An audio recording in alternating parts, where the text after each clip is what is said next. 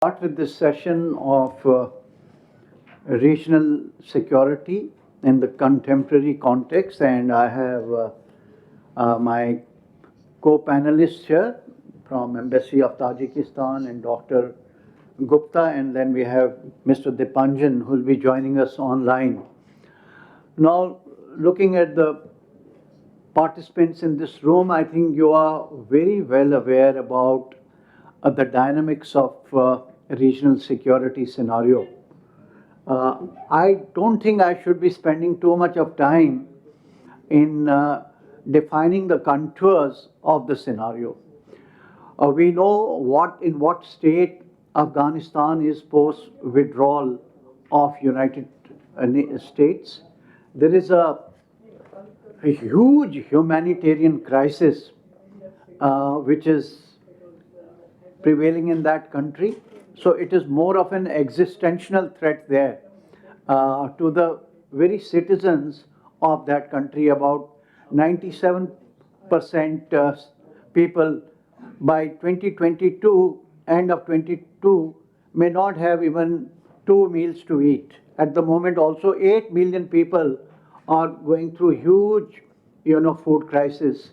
Then there is health crisis, and there are huge humanitarian issues there, whether it is women's rights, whether it is the reprisal attacks by the Taliban and a whole lot of other things.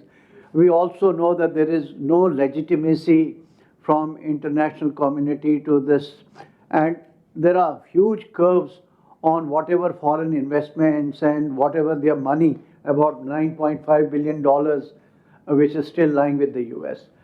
As it is that perhaps we thought, well, their relations with Pakistan would stabilize. But recently we see that the relations with Pakistan are going from bad to worse. Just about 2 days ago, when these 4 aircraft, they attacked Khosat and area of Jalalabad, Khosat, that area. So we have nearly 50 people who have died. And there was a very strong statement given by Taliban leadership that if you do not mend your ways, then you will have a heavy price to pay. Coupled with that is the problem of Tehreek-e-Taliban of Pakistan, which has its sanctuaries in Afghanistan. And in last about 1.5 months, they've killed 100 security forces personnel of Pakistan. They've also now got into some kind of a tuck with Baloch resistance movement groups, a number of groups. And there is some kind of a conglomeration which is now emerging there in Pakistan. So Pakistan, rather than being part and parcel of peace and stability which they had envisioned, actually they become part of the problem. They were earlier also part of the problem, but well, they were able to draw wool on their own eyes and in the eyes of international community to be a major peace guarantor of the region, but they become part of the problem. Then we look at issues in Central Asia per se, and again we thought the region is doing extremely well. There is some kind of an integration which is taking place, and there would be a Central Asian consensus that would emerge, and they were part of so many troikas, Central Asia, 5 countries plus in different permutations and combinations. But 2 disturbing developments have taken place. One is whatever impact of this, what you call is the resistance, national resistance movement of Panjshir Valley, which is predominantly Tajik populated, it has its direct impact on what happens in Tajikistan. So that Tajikistan has taken a very different sort of a line or position as far as crisis in Afghanistan is concerned. Then the most stable country in the entire Central Asian region was Kazakhstan in terms of their per capita income economy. And you know what happened? The situation got aggravated to the extent that the CSTO had to intervene, about nearly 3,500 troops, to bring about peace and stability. So that is also an internal problem. And now, as if it was not enough, the biggest strategic shock is the Ukrainian crisis there. that has impact on the entire regional security scenario. A strategic shock of withdrawal of US from Afghanistan, another strategic shock of what is happening in Ukraine. And it has problems at multiple levels because, again, Central Asian republics are on the horns of dilemma. On one hand, they are aligning themselves with Russia. On the other hand, at some stage, they also show their concern. Because if you look at this logic of going to Donbass to protect Russian diaspora, in northern Kazakhstan itself, 18% is the Russian population with an open border. So this causes a very big problem even for Kazakhstan, what position they should be taking.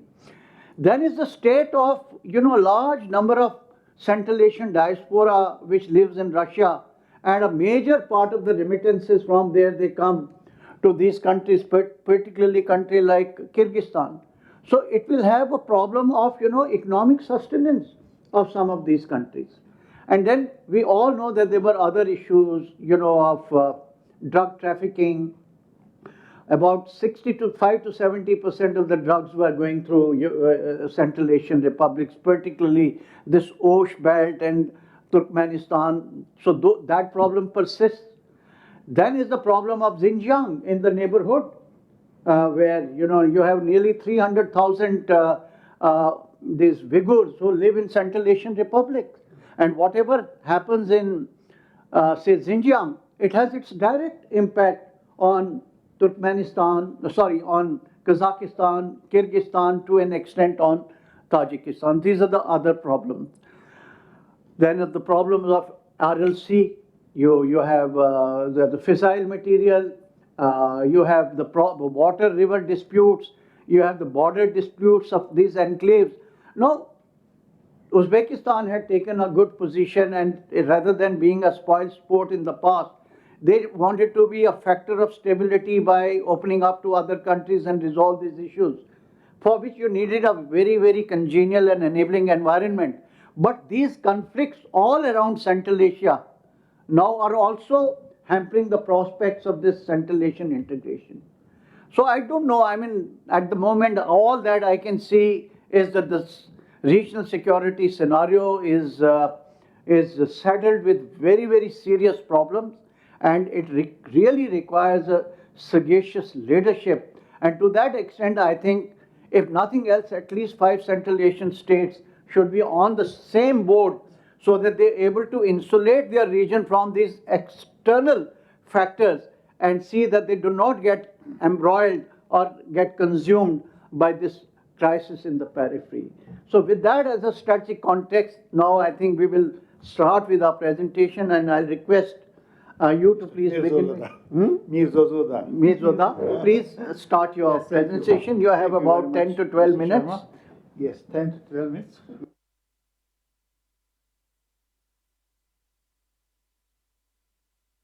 Again for giving me the floor. First of all, I would like to thank the organizers, Professor Nirmala and Mr. Lal, for arranging this very special and very important event again. I have a good news. The Somon Air resumed its direct flights to Dushanbe once a week. So you are welcome on board anytime if you want to fly to Dushanbe directly. But regarding these challenges and threats and all those security issues, of course, those who know about this project, it's called Heart of Asia. This is UN project, but it was supervised by Turkey, by some European countries, and Tajikistan co-chaired. That was a couple of years ago. There was a big international conference in Istanbul, and where I also part of the invited, and one representative, UN representative to Afghanistan. He was from Japan, actually. He was making presentation, and one question I raised, before seizing power by Taliban, it was 2-3 years ago, this conference, I said, negotiations going on between government of Afghanistan, and Taliban. Do you take into the mind or into consideration that there are other groups in Afghanistan that also fighting for power? They are, by size, maybe they are smaller than Taliban, but they have influence on the situation. Why they are not included into the negotiating team? That means why are not represented in the group? Because one day they may claim again, they also want portion of their cake in the government, and if not, there are not peace between them. That means the stability, nothing is guaranteed, no one is guarantees in Afghanistan, even after the peace is made between government and Taliban. That means I meant Daesh, Hizb ut-Tahrir,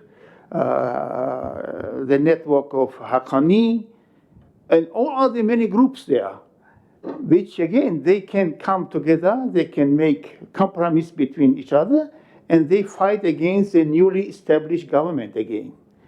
Maybe this is one of the concerns that maybe still Taliban, maybe they claim or they say they are controlling the territory of Afghanistan. But in reality, still there are groups that is fighting against Taliban in some corners or in some territories of Afghanistan. Maybe therefore this is a big concern, Mr. Sharma, you are right, because again, this is a headache for all the Central Asia, not only part of the territory. And from this point, I would like to make my presentation, which is the role of international and especially regional organizations in security issues in the Central Asia region, and would be good, of course, for your information, which organizations, what are they doing, how they are doing, I mean, to what extent they are meeting what the needs of the countries, and therefore would be good if I make it for you. First of all, I would like again to thank the organizers. The contemporary security challenges or threats are expanding across the world and dividing the continents, countries, and people from each other. Along with the traditional challenges, many countries of the world have been facing new threats and challenges. After the collapse of the Soviet Union, the Central Asian countries confronted a number of serious internal and external security challenges of political, military, economic, religious, and social nature, some of which have materialized or expired during the subsequent 30 years, while others still persist or are looming on the horizon. Central Asia has emerged as a key region with significant security challenges. In recent years, the 5 Central Asian countries have experienced conflicts over borders, political revolutions, violent labor unrest, and inter-ethnic violence. There are concerns about the growth of transnational extremist networks that link Central Asia to neighboring states, notably Afghanistan. Like many other countries of the world, the Central Asian countries are also facing with the new forms of terrorism, such as terror financing, arms and drugs trafficking, dissemination of a radical ideology, and abuse of cyberspace to spread disinformation and incite violence. All these forms go against the basic principles of humanity and international relations. The Central Asian countries, as a part of the international community in cooperation with the regional and international partners, are trying to resist the regional conflicts and threats that might destabilize not only the region, but also the whole world. At present, the Central Asian countries are represented in different regional and international organizations such as United Nations Office of Counterterrorism, United Nations Office on Drugs and Crime, Shanghai's Cooperation Organization, Regional Anti-Terrorist Structure, it's called RATS, Conference on Interaction and Confidence Building Measures in Asia, SICA, and collective security treaty organizations, and many others. It should be noted that the Central Asian countries have been actively hosting both international and regional events on security issues and participating in different military exercises in cooperation with many other organizations. As you know, the Shanghai Cooperation Organization, as a regional organization, is paying more serious attention to the security issues and making all the efforts to help member countries, in particular Central Asian states, to strengthen their technical and human resource capacities to resist terrorism and other forms of extremism. SCO priorities in ensuring regional security and stability will include combating terrorism in all its forms and manifestations, separatism, extremism, illicit drug trafficking, weapons, ammunition, and explosives, cross-border organized crimes, ensuring information security, strengthening border security, joint efforts to combat illegal migration and human trafficking, money laundering, economic crimes, and corruption. This is a very huge amount of work and activity that is performed by SCO member countries. As stated in the Dushanbe Declaration on September 17, 2021, in order to improve the mechanisms for countering security challenges and threats, the Shanghai Cooperation Organization member states are considering the initiatives of establishment of the Counterterrorism Center in Dushanbe, a separate permanent body, the establishment of Shanghai Universal Center of Counter Challenges and Threats to Security within Secure Regional Anti-Terroristic Structure, it's RATS in Tashkent, the establishment of the Shanghai Information Security Center in Kazakhstan. Again, these are initiatives. Now the processing of how the mechanism of and the Center Against International Organized Crime in Kyrgyzstan. This newly forming organizations or agencies being established in the near future. The new threats and challenges is one of 5 fundamental dimensions that is the Conference on Interaction and Confidence Building Measures in Asia, CICA, has been implementing since its establishment. All the 27 CICA member countries are committed to combat terrorism and extremism by devising a comprehensive strategy against terrorism, including through eliminating conditions conducive to the spread of terrorism, preventing provision of funds, blocking recruitment and cross-border movement of terrorists, countering extremism and radicalization and spread of terrorist ideology, countering misuse of the internet for terrorist purposes, and dismantling terrorist shelters, good governance, economic development, and peaceful resolution of prolonged unresolved conflicts. Like other organizations, CICA also recognized that terrorism, extremism, and illicit drugs pose a great threat to the security and stability of Afghanistan, the region, and beyond. It is necessary for international community to assist Afghanistan in combating drug production and trafficking and promoting alternative livelihood. In view of growing threat posed by transnational organized crime to the security and prosperity in the region, the CICA member countries emphasize the necessity of strengthening cooperation based on the international and respective national laws on the countering international organized crimes, including money laundering, human trafficking, trafficking in the cultural property, illicit arms flows in all their forms and aspects, and corruption.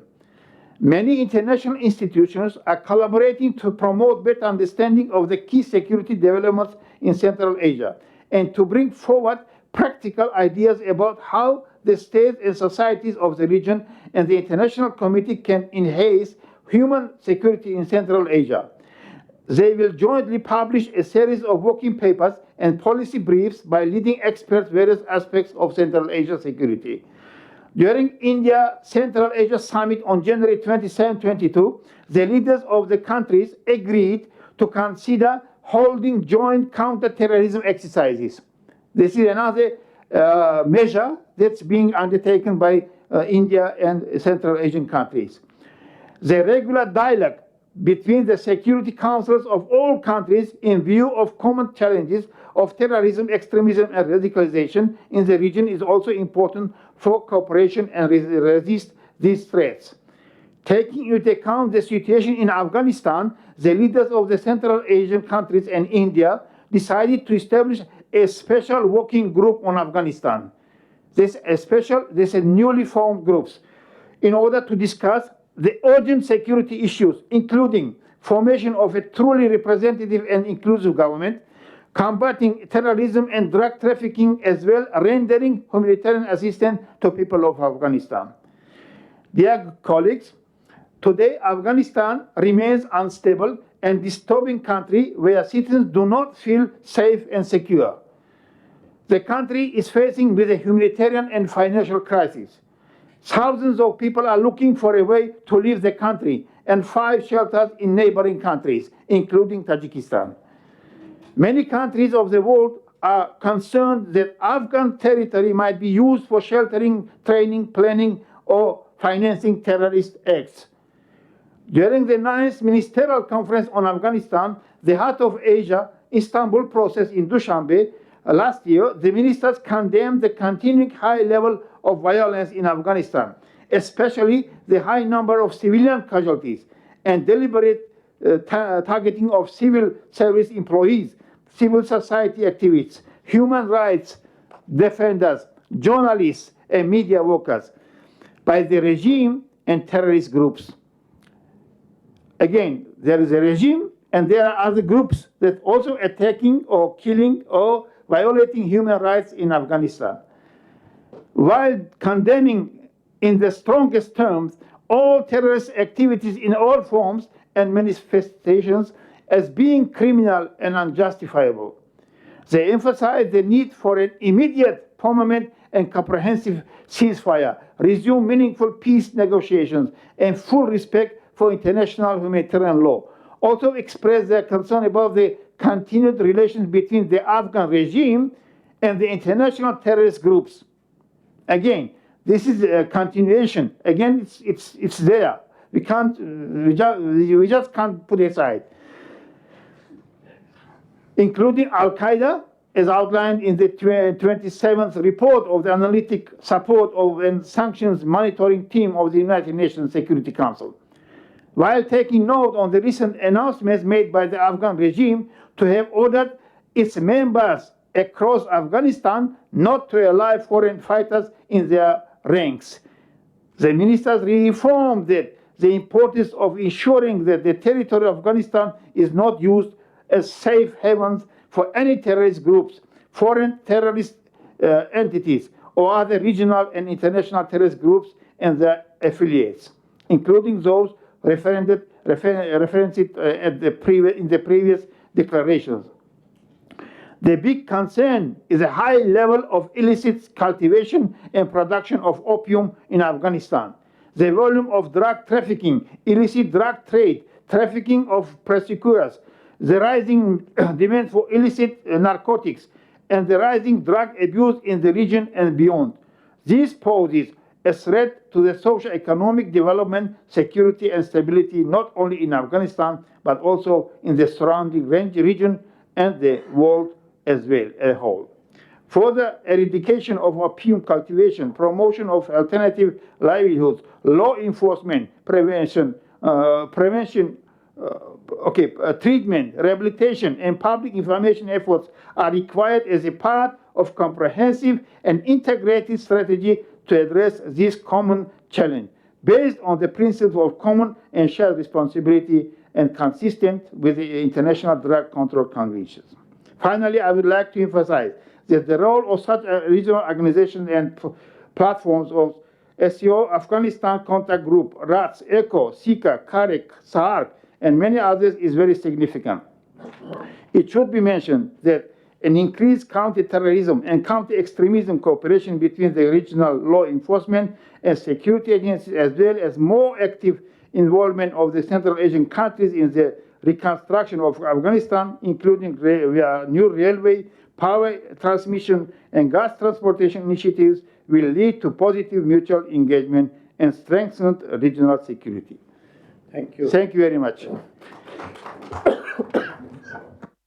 Very much for updating us on giving a very comprehensive analysis of what's happening. And we're very happy to note that, well, Dushanbe is coming into limelight. Right. We've seen, the transformation of city. I mean, it looks wonderful. And you're playing a very important role, particularly in Afghanistan crisis and other developmental issues. But I mean, we could discuss this in the question and answer session. At the moment, Central Asian region is surrounded by multiple fires, which are not of making of Central Asian republics. So at the moment, I think the fundamental issue in Central Asia should be to develop a Central Asian consensus and a hedging strategy. How do you sort of insulate yourself from the surrounding? Some of these people who are part of these multilateral organizations, they themselves are embroiled, their interests are crisscrossing. As a result, maybe some of these regional organizations, they are manipulating for their own national interests than to serve a common cause of the region, which is otherwise strategically very important. In terms of, the Eurasian Bridge, where will, the Belt and Road Initiative go of China if Central Asia is not stable? Where will that Central Asia and South Asia connectivity and what was discussed in Islamabad security dialogue about geoeconomic will come through if Central Asia is not stable? So these are the issues I think we need to discuss, and we need to reflect on these. Would you like to now take on, and then we can get After the presentation, by? I am the discussant. Oh, you are the okay. Now we'll request Mr. Roy to share his perspective. Dipanjan, are you online?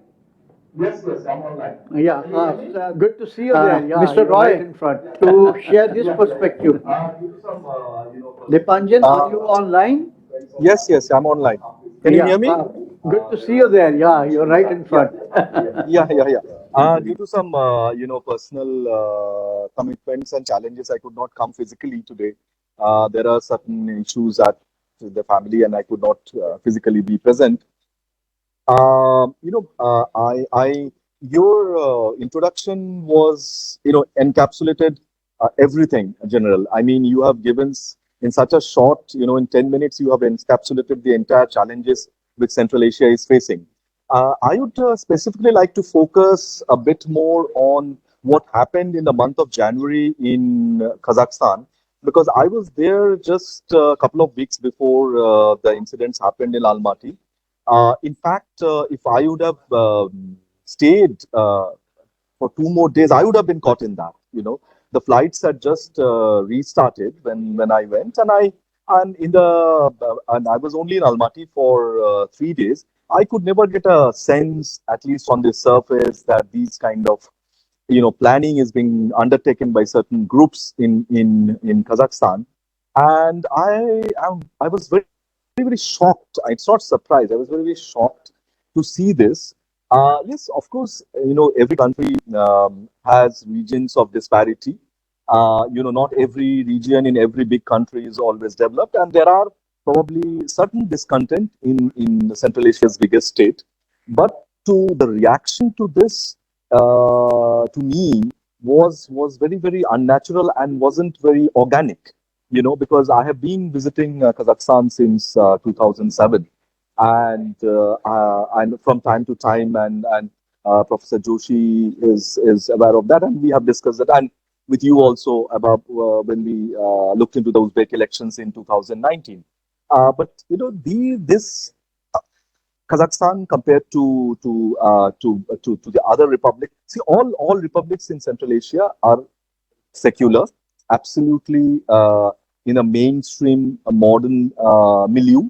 I mean, there is no medieval kind of culture that exists in that part of the world. Of course, there are certain Asian features which exist in all these countries. But Kazakhstan, of all the five countries, has a very European kind of an outlook, and this I have noticed from the first time when I went there, and it was very surprising to see how certain elements and groups are getting entry into this state with influence from abroad.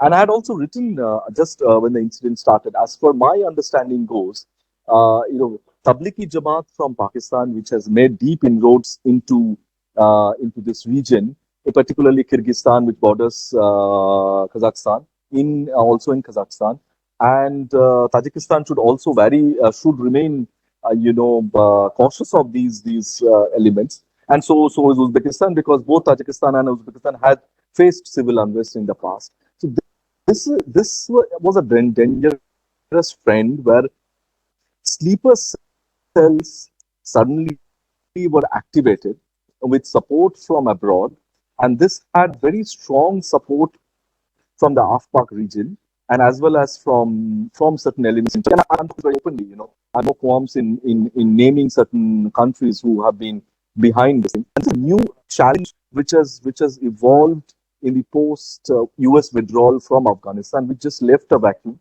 And as my esteemed colleague from Tajikistan was pointing out, to certain groups which are operating like Hizbut Tahrir and others in that region, the sleeper cells is something which the societies need to be very cautious, because these societies are much more are much more modern compared to some societies, are much more open, even compared to one of their bigger neighbors to the east. I mean, in particular in Kazakhstan, which has allowed growth of political parties, growth of NGOs, growth of who receive foreign funding from abroad. So has been Uzbekistan in the last 5 years under the new president. They have opened up more. Tajikistan has been a frontline state in the fight against terror from Afghanistan, in collaboration with India during the days of Northern Alliance. And recently our president was in Turkmenistan. So this region is very different from some of the other countries which we see, and the tribal instincts are less visible.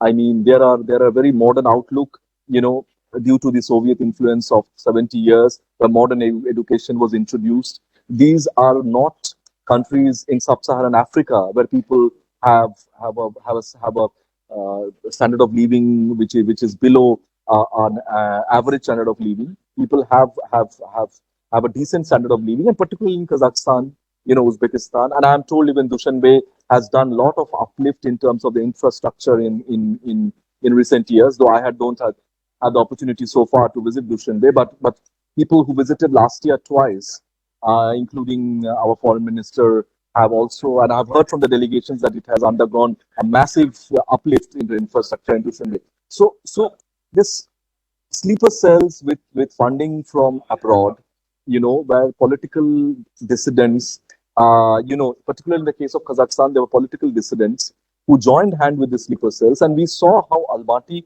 was plundered. A city like Almaty, which looks like, it's a very European in its outlook. Everything, it's a very modern city rooted in history, and the way is plundered, and then some miscreants took advantage of that and disturbed the sort of the financial, and it's being estimated that Kazakhstan will take some time actually to recover from this kind of the financial setback that it has received. So promoting a certain brand of a religion which is unknown and alien to this region, where syncretic Islam exists, is the biggest challenge, I believe, to this region, which the region definitely, as you pointed out, General, and as my colleague from Tajikistan also pointed out, definitely had some challenges at the beginning. But these countries have had a very evolved social structure, a secular milieu, and each of these countries are not monolithic in nature. For example, Kazakhstan has some 100 ethnicity over here, including South Koreans, including Germans, right? From Tatars to Uyghurs, so is in Uzbekistan, so is in Tajikistan, so is in all the 5 states of this region. And if this happens, 30, and I would have I would have been less surprised if this would have happened in the very early years of the formation. This has happening on 30 years after the formation of of these states is something that the security agencies of the state need to take notice of, and to work and particularly look into the society. The how the sleeper cells have encroached into this, maybe in some of the societies, and how probably this have missed the radar of the security agencies and the military of these countries, because these countries have leaders who are very popular, who have ruled these countries for for for decades, and they have, in my opinion, very well structured security infrastructure. So how could it get influenced from such abroad, and allow the creation of sleeper cells? That need to be, in my opinion, is the biggest threat that these countries are facing at this moment. My last point is what what my previous speaker also spoke about, the India Central Asia summit, as well as, unfortunately, it could not be held in person as planned by India due to the spread of Omicron in January. But a good beginning has been made, and a joint counter-terrorism exercise is the right path, because we also face the same challenges. And what we need is a vibrant dialogue between the national security agencies of these countries and India. And a good beginning has been made last year in this regard. And we also, in fact, invited the national security advisor of Russia and Iran into this, and Afghanistan was discussed. And I think because the challenges are common to all these countries, we has to take a very, very common approach in terms of maybe at some point of time, if Afghanistan, as you mentioned, General, about the threat that it is facing from Pakistan, and in my understanding, if the Afghan government, the current government, and as and when they get full recognition, wants to show more flexibility towards countries in Central Asia and India, can also be a stakeholder in their own interest. We all know where the terror sanctuaries lie. We all know who has been planning this terror infrastructure for decades now. It's a common threat, it's a common enemy, and a country that has been a part of a problem uh, can never be a solution to the problem, goes an old Soviet saying. And my friends, I guess, in Moscow and as well as various Central Asian capitals will remember this, that it cannot be a solution to this challenge. Thank you very much. I just want to say here that my own strategic sense tells me that today there would be powers that would attempt to destabilize this region. What has happened in Afghanistan? Now there are other indirect ways of taking sweet revenge by that defeat in Afghanistan. And if you really want to complicate the strategic environment for China and for Russia, then Central Asia is the region where you can play a new great game. Now, from where would that great game begin is actually to exploit the internal fault lines of this region. And what are those internal fault lines, which I think the Central Asian republics have to address?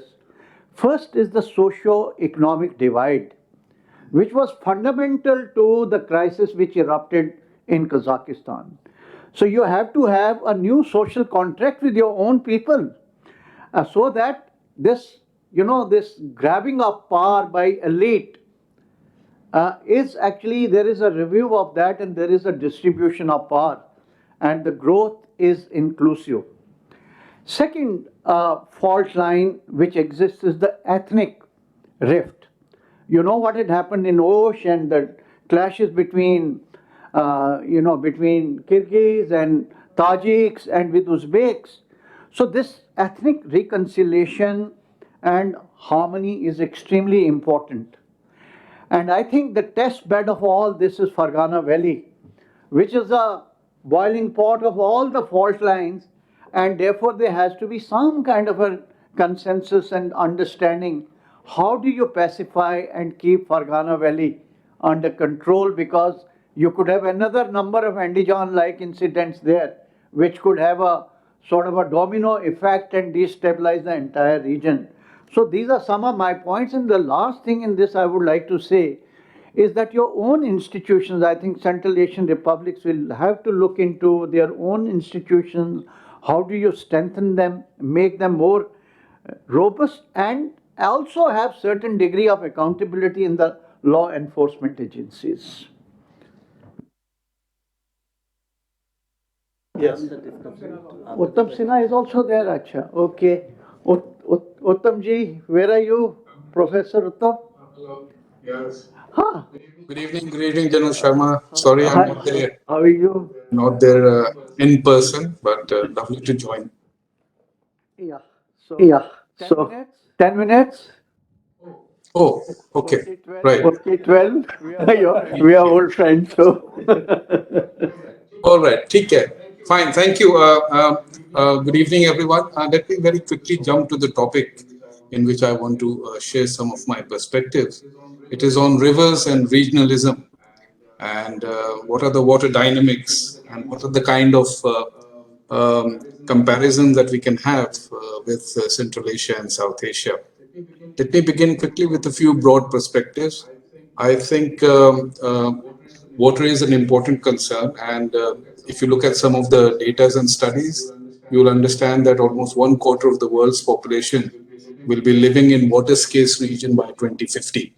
So the most important question, therefore, is how to make water in a complex political, economic, and social context manageable. So that's going to be a huge challenge for regions across the world. Both Central Asia and South Asia regions have very strong riverine characteristics. You'll find rivers crisscrossing political boundaries. And when they do so, a very complex network of environmental, economic, and security interdependencies emerge. So one has to also take into account many of the predictabilities, the unpredictabilities, and the availability issues of water when you calculate the future challenges. What is also emerging fast in regions is a hydropolitical security complex where upstream and downstream politics and negotiations happen. And most of the time, the relationship between states are determined by who gets how much water and at what time. Sometimes there is a tendency, I think, to exaggerate this dynamic and talk about water war. But increasingly, we realize that the interdependency of water is so strong between states that war is very unlikely to happen. So, the desire from a very regional perspective is to optimize cooperative arrangements while simultaneously maintaining a certain level of self interest. I think both South Asia and Central Asia have formed regional cooperation and regional understanding, which is quite critical to their sort of regional approach. Very soon after the states became independent, the Central Asian states, very soon they formulated a very important interstate coordination on water commission. So I think that is one of the first forward movement which the Central Asian countries, soon after their independence, they looked at the water issue. And I think the ICWC is a very important forum in Central Asia. Likewise, in South Asia, we have different levels of treaties at bilateral level between Pakistan, Nepal, between Bangladesh, and some cooperative arrangements with Bhutan. So I think South Asia is quite used to, and it has a history of bilateral treaties in its water cooperation. One of the common traits between Central Asia and South Asia is that irrigation continues to be the largest water user, I think, and that is something that is important to underline because the significance of agriculture for both the regions is quite important. And it is quite certain that irrigation will continue to play a key role in ensuring regional food and nutrition security. So that is a common trait. I think while South Asia, the states are dependent on rivers and rain-fed agriculture, Central Asia have very little water coming from rainfall. So their reliance is more on storage capacity and irrigation network. Remember, their crop pattern is also very intensive, and therefore, searching for cooperation, looking at new technologies, looking at methods of new crops, etc., will also be an important aspect of future cooperation. What could be the approach that these two regions can think about when you talk about water issues? Look, there's very little doubt that both the regions need to move towards a certain regional integration, a certain level of cooperation, and a high degree of engagement. I think this will be the underlining principle of how the region will move forward in this 21st century. There is also very little doubt that rivers will play a very critical role in this forward movement. But often we look at rivers and water from an engineering perspective. I think we'll have to use more of managing multiple political, social, and economic factors into our water planning, and just not an engineering perspective. Very quickly, I'll just put forward 6 broad strategies for the regions to look at. First, I think food, energy, and water, there is a nexus now. It has to be looked at in a sort of integrated framework and not in a very compartmentalized way. So, river basin organization is something that both Central Asian countries and the South Asian countries can look forward to. In South Asia, we have taken a couple of steps forward in thinking about a river basin organization through sub-regional organization like BBIN in particular. But this is something for Central Asia to really reflect upon amongst its 5 central states. The second approach, yes, second approach would be dialogue and negotiation. I think that will be something very important when you look at water as a problem-solving resource rather than creating conflict. From an when you look at negotiation, I think it's important to look at inter-country parliamentary groups on water-related issues as well. I think they will bring in a great deal of political investment into the whole water issues. We often, don't look at water from a regional perspective, and we treat it as a highly volatile and sensitive and emotive issues. But I think we have to think in a more innovative way how to deal and cope with water issues. For example, I would suggest that hold a regional Davos like meetings in the regional context and involve economists, business leaders, young entrepreneurs. I think that's very important. We tend to look at water only as a public good, but water has an immense economic return which we should really focus in our regionalism. The third approach, I think, is mechanisms and institutions are needed. Of course, new mechanisms are needed, but I think the old that exist need to be updated. For example, in the Indus Waters Treaty, we have the permanent Indus commissioners. I think they need to bring in more energy and more new thinking into the meetings that happen. Likewise, in Bangladesh, the Joint Water Commission also needs to be upgraded, updated, and new ideas should come in. And I think in the Central Asian context, the Interstate Coordination Water Commission also needs to be a little more dynamic and bring in new ideas and deal with new challenges. The fourth approach that is critical is transparency, trust, and accountability. And that goes without saying because water is political, divisive, and emotive. So, transparency, trust, and accountability will be very important. Here, I think data gathering is critical. The information on water, we still don't know enough. And I think we need to survey the water tables and the water resources to know exactly how much water we have. The differences, I think, are in the methodological understanding of what this data is, and often we get into conflict between states on the content of the data itself. So that will be something very important. The fifth and the last point I would like to suggest is that there will increasingly be a role of diplomats and hydro diplomacy in the region when it comes to water issues. Of course, the question is, what contribution can diplomat play in the regional context? But I think their role will be very important.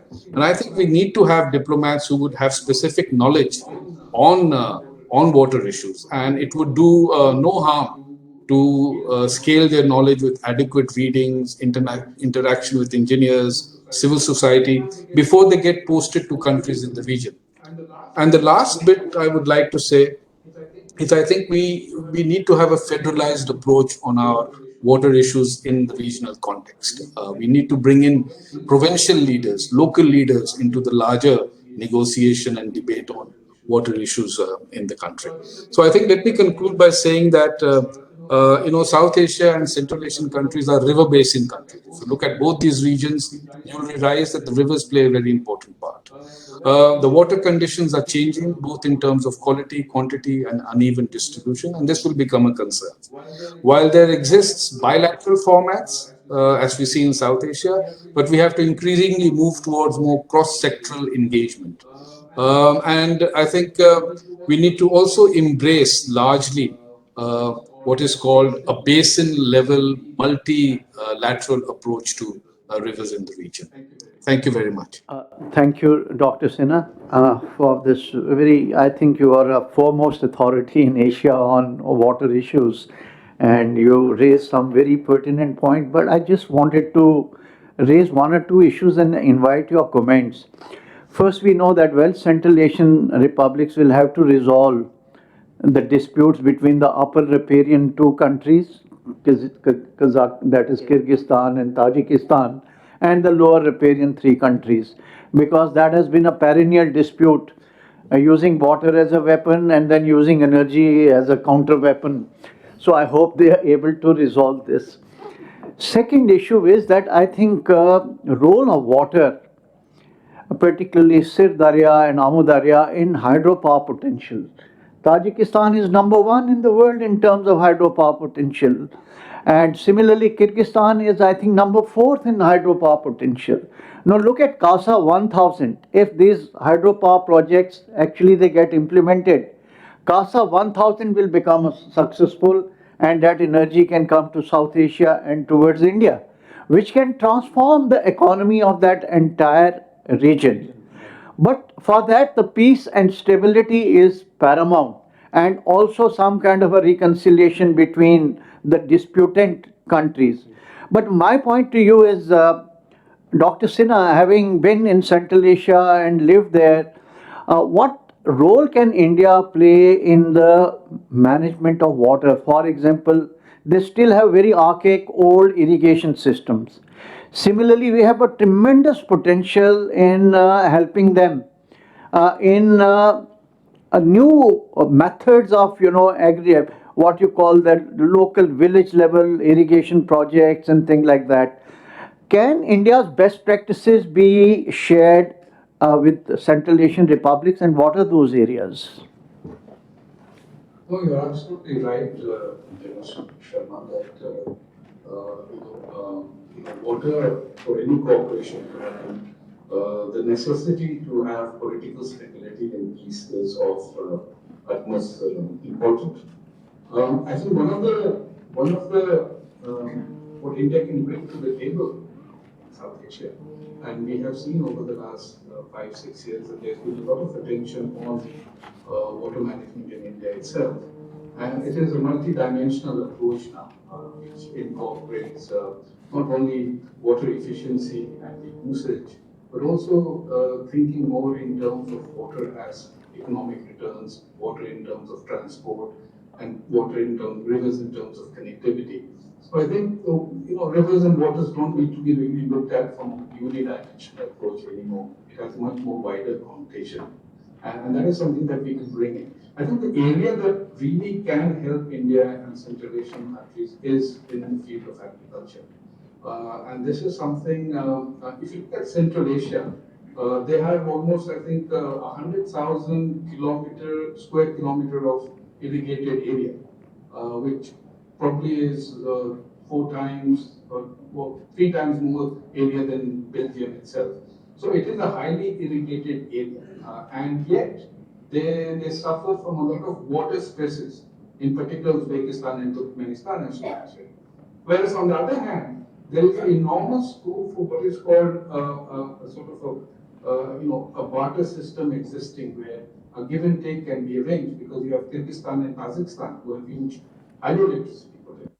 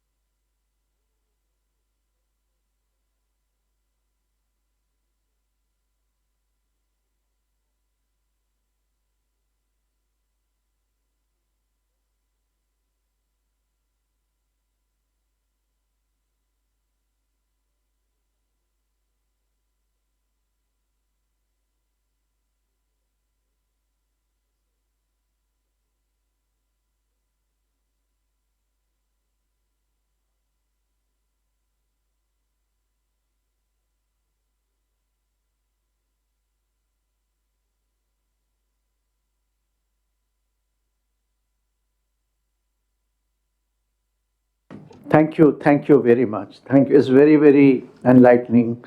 So with this, now may I request our discussant, Dr. Parvesh Gupta, how much? You may open the floor for the question. After that, you'd like to say? Okay. Advance. Yeah, please, please. Yeah. Sorry, just going back to the previous speaker's presentation about the water, and of course, there is International Fund for Saving the Aral Sea, which is chaired by Tajikistan this time, and there is a interregional commission on water management in Central Asia. And there are other institutions that supervise or maybe manage all these issues, water-related issues. Of course, you are right that today maybe some countries use some goods, some items for attacking others, but in Central Asia, this mutual understanding already set up. That means C+0. That means the format. 5 presidents of Central Asia meet regularly, discuss all the existing issues, challenges. And of course, Tajikistan initiated 3 times at a UN level the issue of water. And today, this year, this month, next month, we are international conference of water, Decade of Water for Sustainable Development is being conducted in Dushanbe. And all at high level are invited from all the friendly and our partners. And that means the water, I don't think in our region could be a potential risk or threat for our neighbors, especially for our regions, because again, the countries agreed on these very, very disputable issues, and I hope that never we will, of course, we know that Tajikistan is generating 60% of water in the region. 60%. Of course, this is a big amount of water. It's enough for all our neighbors, and especially for our friendly countries and neighbors. Okay, this is information for your record.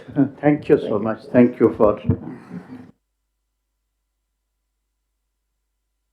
So we have now the question answer session. So I request you to. I don't think everybody knows everybody here. So yes, sir. Since this is the session on the security scenario, and tomorrows are going to be the technical sessions, 2 quick crystal gazing scenarios need. Firstly is that the Central Asian context, post Ukraine crisis, what do you see as the scenario emerging? That will it remain a status quo situation? Will there be a consolidation of the landmass that means to integration with Russia, China, overall this thing, or you think that will be Ukrainization of the, or loosely is that term, Ukrainization of the Central Asian region? So this is one question. And the second question is, what is would be the widely accepted scenario for Afghanistan, and in what time frame? You would like to answer this? Yes. My personal again, I think the scenario of integration of Central Asia by itself is more real, rather than integration with China or Russia. I mean, the Central Asian countries already agreed strategic partners or strategic limits or relations. They means they will, for a long time, they will be peace and stability in the region, because again, we are one hand, and we believe that no country can dissolve or kind of break up these friendly relations. Okay, this is my again. Anything you would like to say, sir, to this? Because he said peace and stability. My point is, everything is not in the hands of the Central Asian countries themselves, because they have problems of being landlocked. They have dependency various wise. So that's why I said it's some crystal ball gazing into the individual opinions. That's his opinion. I accept it. Again, the whole world the whole world, all the countries, rich, poor, all are interconnected, interdependable. The number one country in the world depends on some raw materials from Russia. Imagine, that means we are all interrelated and interdependent.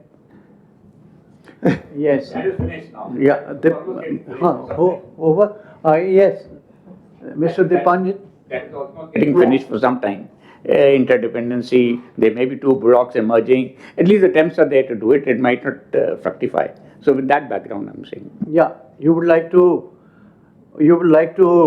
crystal gaze on future of Central Asia? Yes, Dipanjan. Yeah. Yeah. What I wanted to add to the esteemed speaker from Tajikistan, I want to expand on that. Central Asia exists in its own right. There were formerly with the Soviet Union, like Armenia, Georgia, Azerbaijan, three Baltic states. But their strategic location, cannot be. It's very, very critical. The Chinese have been trying for decades now, since their economic prowess, to make it as sort of in the sphere of influence. But the Central Asian state themselves wants to rebalance this, and what is not often referred to, and which Professor Sinha would agree with me, and you'd also agree with me, that the Russians are also keen not to give a carte blanche to the Chinese in this region. This is something we have missed. I mean, the literature has also missed globally as well as in this part of the world. It's a misnomer that the Russians would, despite their quote unquote alliance with the Chinese, would want the Chinese to have a bigger role in Central Asia. I mean, everybody has his own interest, and I don't think that's happening. And therefore, the Moscow and Delhi are also looking at a collaboration in Central Asia. And this was one of the topics which was discussed at the 2+2 ministerial meet on December 6th.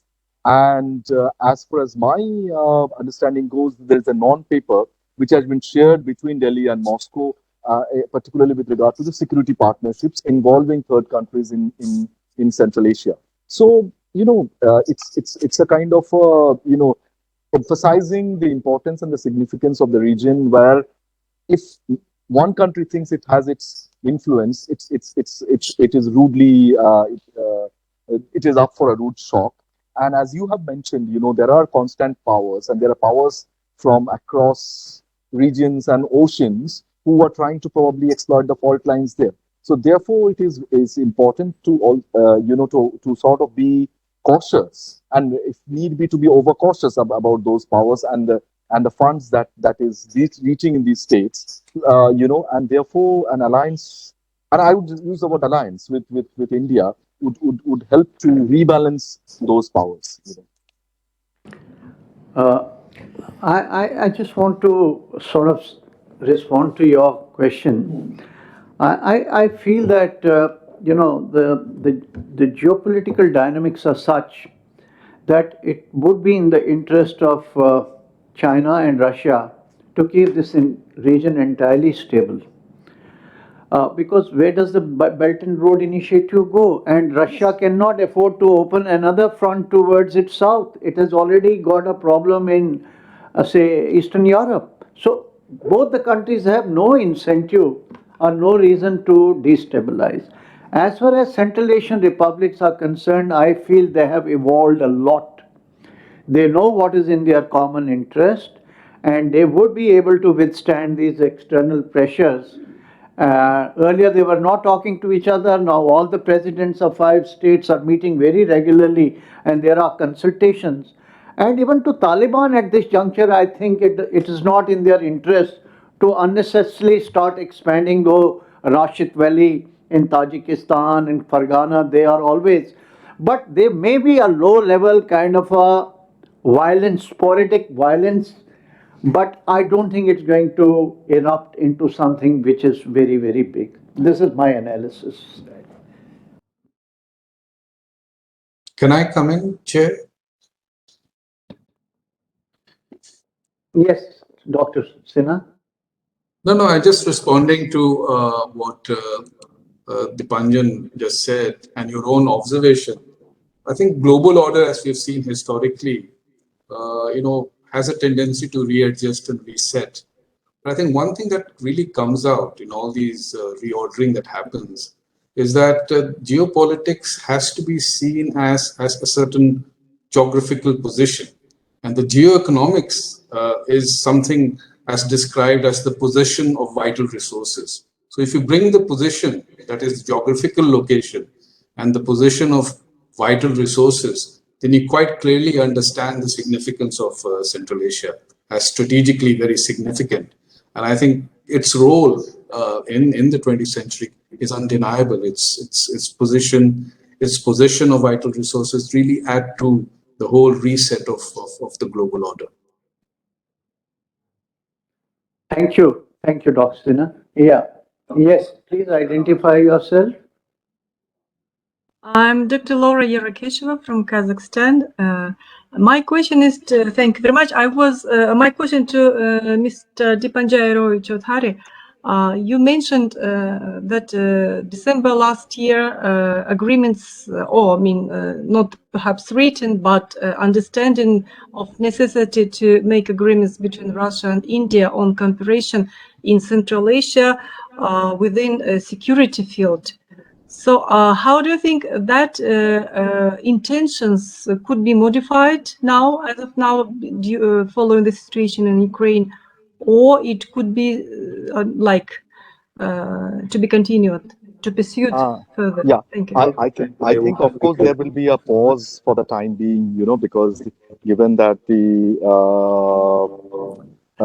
security establishment in Russia is completely occupied and with the Ukraine crisis. Russia is a P5 country and one of the world's leading powers. And as we know, as a P5 country and one of the leading powers, all P5 countries can simultaneously operate in various theaters. If you look at the recently that the Russians are also paying attention to the West Asian situation, I found recently, where they're trying to also because they have their stakes in Syria as well as between the Palestine and Israel, and they're also trying to play a role, which of course have their own interests. Yes, I'm quite certain and confident about it that they would cooperate with India to take it forward.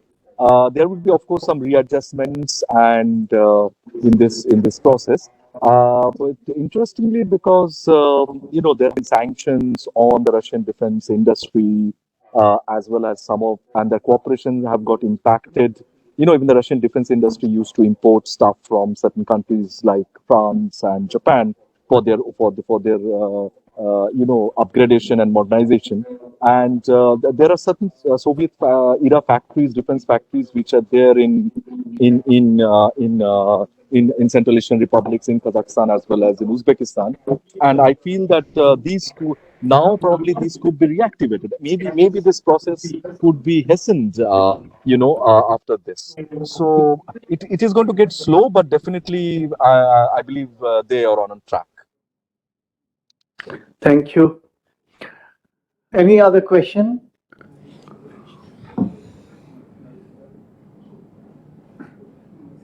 Any other question from the audience here? Any opinions, any views?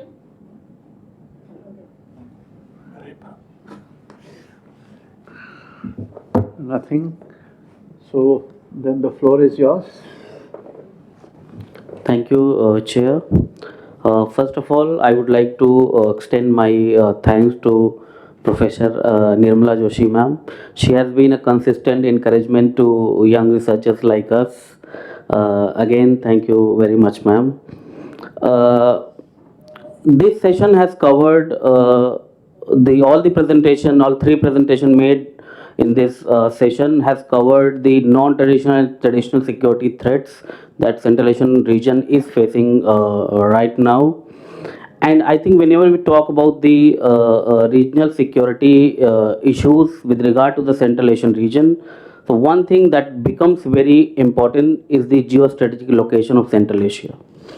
The the Xinjiang region in the west and the Afghanistan in the south. Any development in both these regions have spillover effect on these Central Asian countries. In the post-Soviet space, these Central Asian countries have faced the internal and external challenges, like Uzbekistan's 2005 Andijan attacks in Uzbekistan, 1919 civil war in Tajikistan.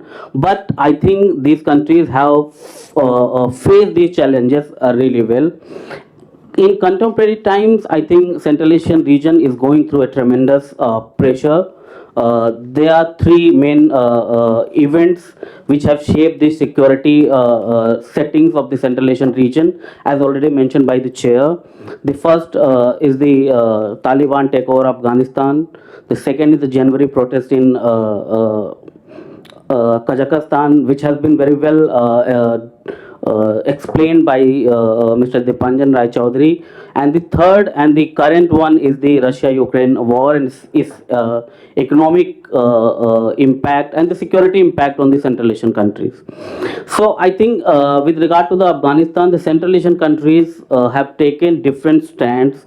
Though since new Uzbek president came into power, the President Mirziyoyev in 2017, there has been a positive wave of regional cooperation in Central Asian countries.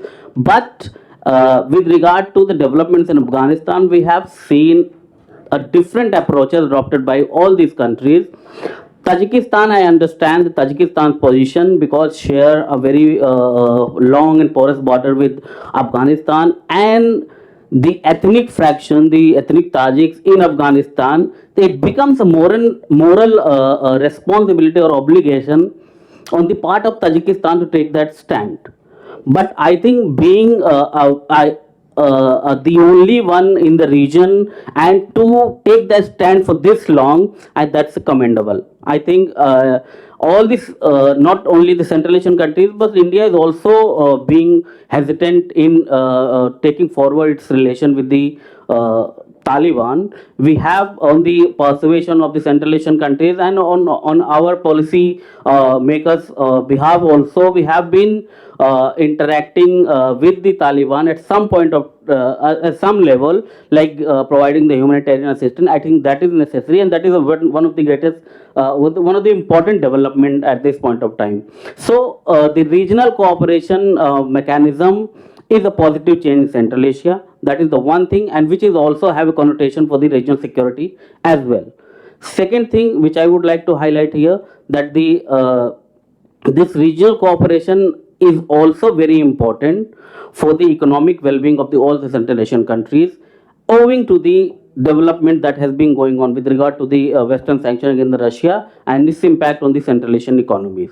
So all the presenters have made the very well detailed points on these issues.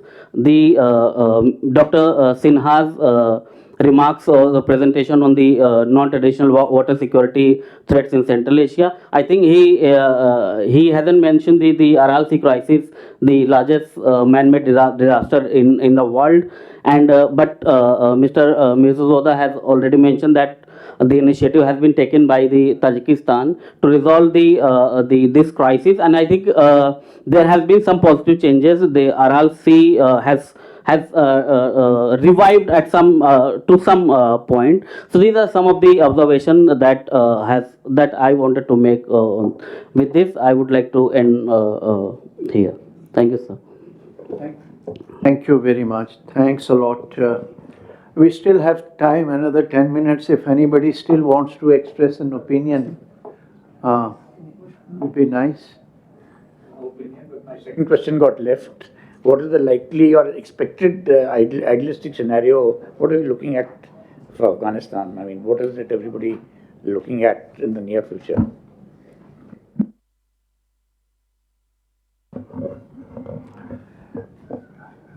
At this stage, Afghanistan is unpredictable. This is true because, again, one day they announce one slogan, the another day they act, they do different things. Because again, some countries are welcoming, some countries are rejecting their proposal to meet and to recognize that their embassies or their diplomats, and all this gives us unclear picture how to act, how to behave actually with respect to this new regime. Maybe it takes time for themselves to, again, every day there is women going outside strike against the violation of their rule of their rights. Every day children do not going to school because again closed schools. Every day people are employed and asking the government to give jobs. No, majority are jobless. All these bunch of problems and challenges that is on the shoulder of this new regime, and no way out of this. No one can even suggest what to do. From this point of view, I think the only way if to ease the situation is to provide humanitarian assistance to people of Afghanistan and to calm down this the tension, and then maybe the international community will come together and somehow find the solution to what to do with this new government of Afghanistan. I think, for me, I don't know the scenario what is could be implemented or applied actually in this case. Only one point. Pravesh, you mentioned Aral Sea. There is also another problem which is coming up, and that is the increasing desert. Karakum in Turkmenistan and in Kazakhstan. I mean, it's part of the water problem. So that has to be kept in mind, because it affects agriculture. It affects agriculture.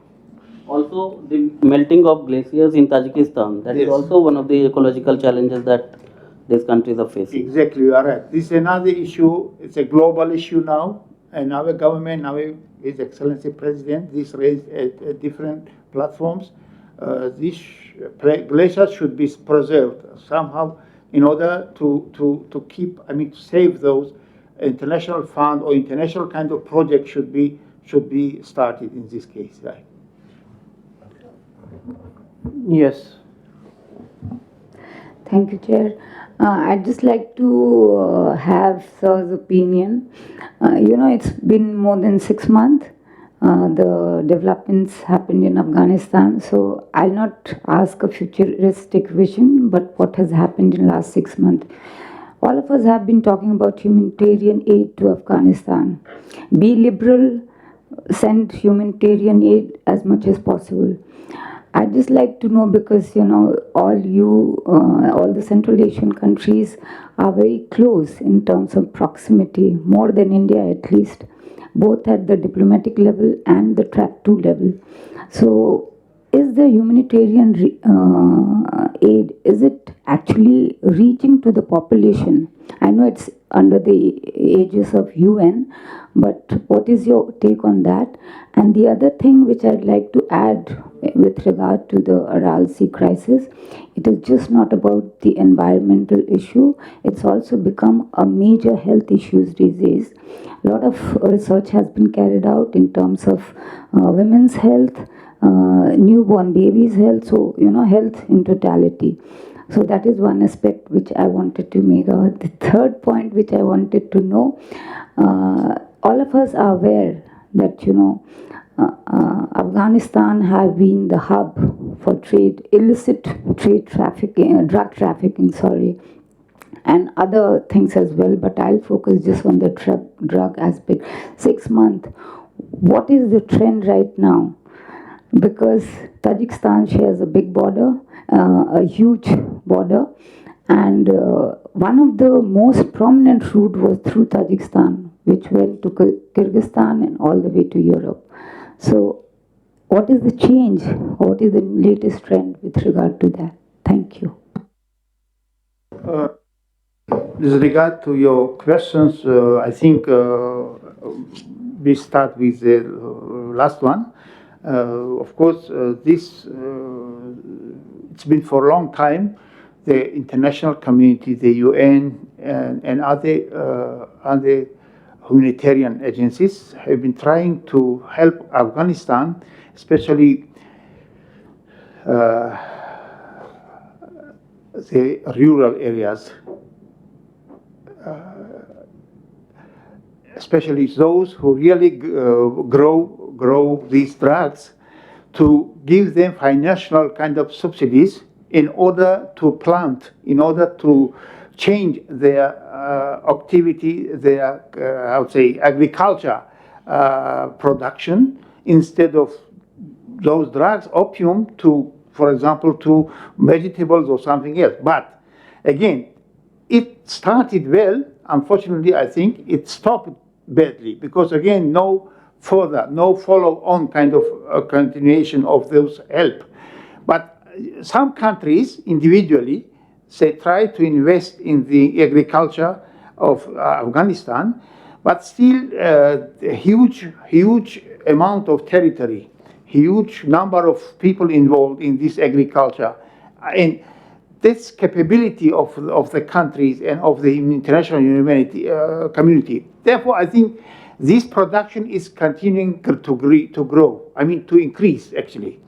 Because again, instead, no one is offering them, instead of this product, to something else. For this reason, this production of this, unfortunately, opium is growing, is increasing.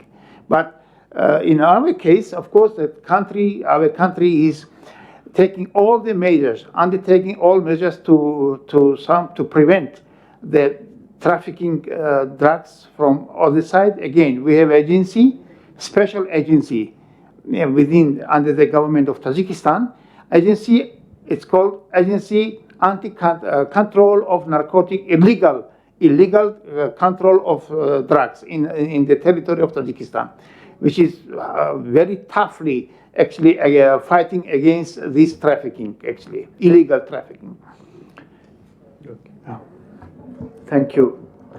I just want to sum up by saying that today the attention of international communities got distracted from Afghanistan because of this Ukraine crisis and Indo-Pacific, being the next maybe area of contestation. And Taliban are quite happy. They are not really accountable to their people, because they've always lived a life like that. So I've been seeing some documentary and some interviews of the Taliban leadership, and they say this is our way of life, we'll cope up with this. Now, as a result, what is happening on ground is that people are selling their kidneys, they're selling their children, they're selling female child. They are trying to, somehow survive. Today, there is nobody who's contesting the atrocities or the oppression being committed by Taliban. It is more of a survival and keeping your family intact. Now that is, and from where is international aid coming? US has just, said, okay, we will release 3-point-some billion dollars, but how is that being funded? Look at India. We had promised 5,000 tons of wheat. I think not even half of that has reached there. 50,000, not because of the intransigence of Pakistan and other problems which are coming up there. I think that this winter somehow people have been able to withstand, but if this international aid does not come to Afghanistan, next winter we will see major deaths taking place due to famine and lack of medical attention. This is a doomsday kind of a scenario that I see, and I think there's very little space for the great power to come and dirty their fingers at this juncture in Afghanistan. They would like to keep away and let Afghanistan further go down till probably some kind of I don't know, even UN has looks like such an impotent kind of an organization, while they keep talking about responsibility to protect. But where is that responsibility to protect? Whom are you protecting? It's only when people pick up guns and they start killing each other and then somebody invites you and then you go in the garb of blue beret. I think this should be the primary role of United Nations, to create an international force, task force, and go for the assistance there. So everybody, I think the whole international system, as far as humanitarian crisis is concerned, I think it's collapsed, and its own survival, its own, I would say, efficacy and relevance is under question. With these words, I thank Professor Nirmala Joshi to sort of having invited me, and also it was pleasure listening to the co-panelists who are probably the best in their field as far as this region is concerned, and our best wishes to India Central Asia Foundation for more such events. I have always been associated because she's my mentor on Central Asia and she's always involved me. So I do look forward to more opportunities of this nature. So with these words, with your permission, may I declare the session as closed? We also look forward to your cooperation. Thank you. Thank you. It's always there. Excuse me, could you please be on stage for a moment? First and foremost, thank you to everybody who came here in person and who joined us online. And we just have a few little mementos to share with some of the people who have graciously joined us today. So first and foremost, I'd like to have the Ambassador Sharma. General B.K. Sharma.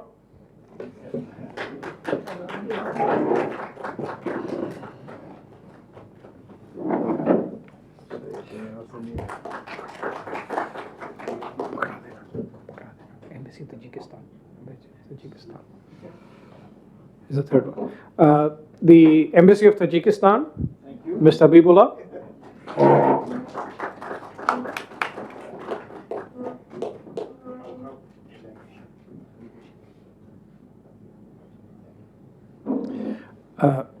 Professor Khaidarov.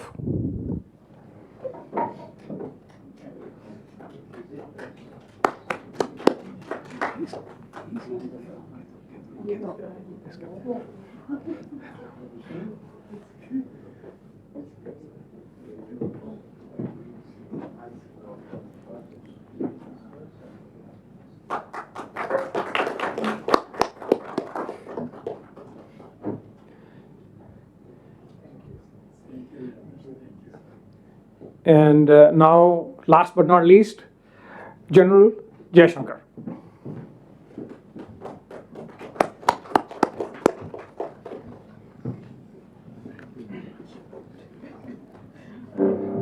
Professor.